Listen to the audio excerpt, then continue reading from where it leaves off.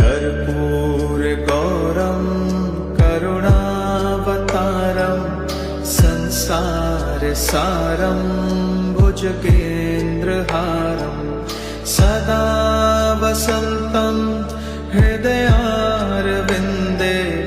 भवं भवानी सहितं नमामि।